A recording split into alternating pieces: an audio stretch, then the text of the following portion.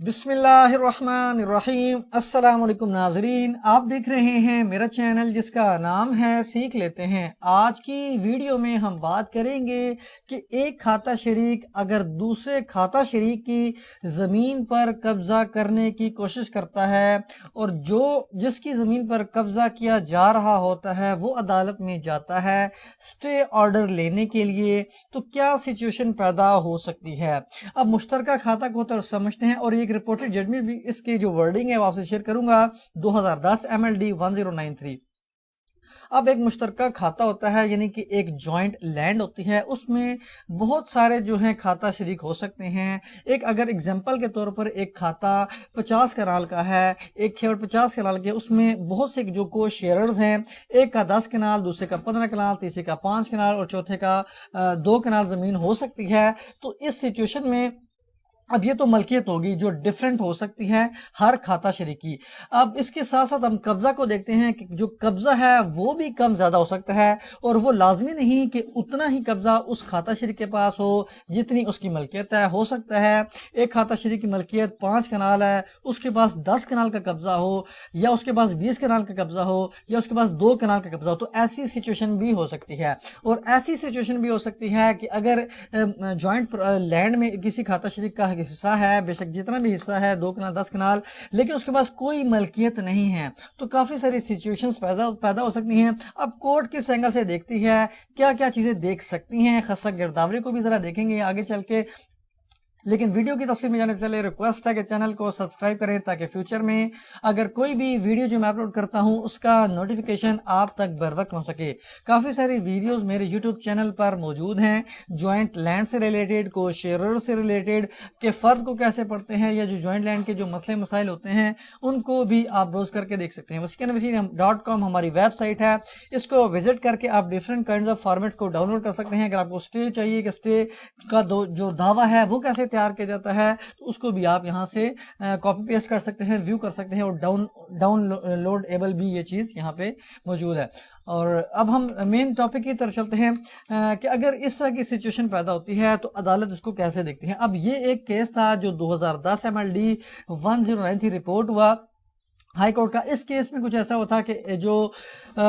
Plaintiff تھا، یعنی جو ایک کھاتہ شریک تھا جو اپنے آپ کو سمجھتا تھا کہ میں کھاتہ شریک ہوں، اور اس کی زمین پر قبضہ کیا جا رہا ہے، دوسرا کھاتہ شریک اس کی زمین پر قبضہ کرنے کی کوشش کر رہا ہے، تو اس نے عدالت سے رجوع کیا اور ریکویسٹ کی کہ مجھے سٹے آرڈر گرانٹ کیا جائے۔ سٹے آرڈر، اب کورٹ نے اس کو اب ایک دعویٰ فائل ہوتا ہے سٹے کے میٹرز میں، اور ایک اپلیکیشن فائل ہوتی ہے۔ جو دعویٰ فائل کیا جاتا ہے وہ تو لمبے عرصے تک چل سکتا ہے، سال 2 سال چل سکتا ہے، 3 سال بھی چل سکتا ہے، لیکن جو سٹے اپلیکیشن ہے اس کا جو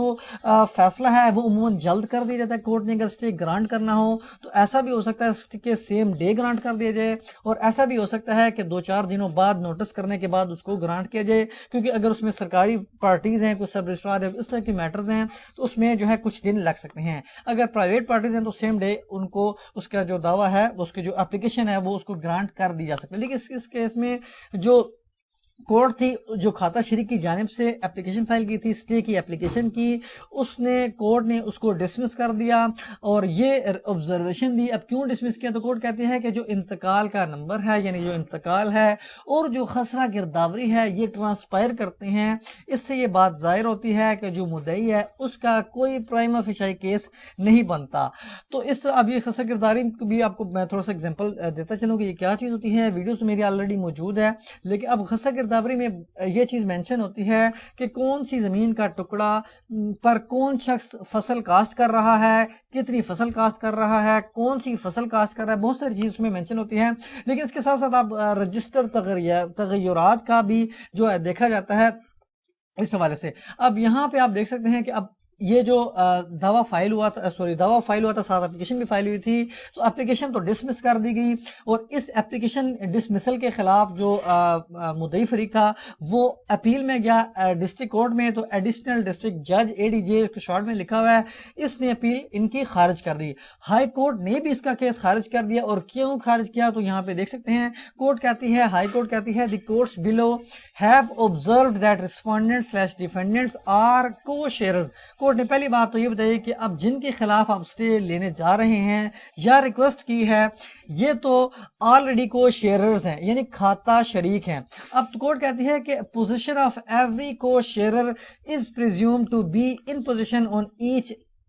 inch of land in joint khata, یعنی اگر کوئی کھاتا شریک ہے تو یہ قیاس کیا جائے گا، یہ تصور کیا جائے گا کہ وہ ہر ایک انچ اس جوائنٹ کھاتا کی زمین پر جو ہے وہ قابض ہے، یعنی اس کے پاس قبضہ موجود ہے۔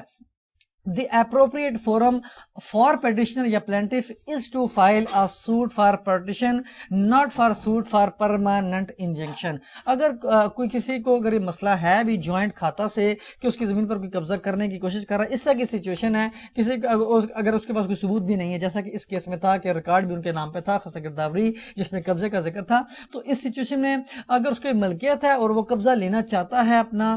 بے شک ایک کنال بھی ہے، تو وہ سوٹ فار پارٹیشن فائل کرے، یعنی تقسیم کا دعویٰ فائل کرے۔ سمپل پرماننٹ انجنکشن عموماً ڈسمس ہوتے ہیں کو شیئررز کے خلاف۔ ہاں اگر اس کا ریکارڈ میں ریفلیکٹ ہو رہا ہوتا ہے کہ خاصا گرداوری میں اس کا نام ہے، یہ فصل کاشت کر رہا ہے، تو مخالف فریق ہے جو کھاتا، بے شک وہ کھاتا شریک بھی ہے، تو بھی اس سچویشن میں اس کو مل سکتا تھا سٹے۔ لیکن اس سچویشن میں اگر خاصا گرداوری میں بھی اس کا نام نہیں ہے اور بھی ڈاکومنٹس ریفلیکٹ نہیں ہو رہے اس کی فیور میں، تو اس سچویشن میں یا بہت ساری سچویشن میں جو دعویٰ پرماننٹ انجیکشن کا ہے، جو سٹے کا دعویٰ ہے وہ خارج ہوتا ہے، جو سٹے کی اپلیکیشن ہے وہ خارج ہوتی ہے۔ اب کورٹ کہتی ہے جو concurrent findings of courts below with regard to dismissal of stay are based on best appraisal of evidence which are not arbitrary, fanciful or based on cogent reasons۔ اب کورٹ نے ڈسمس کر دیا ان کے case کو۔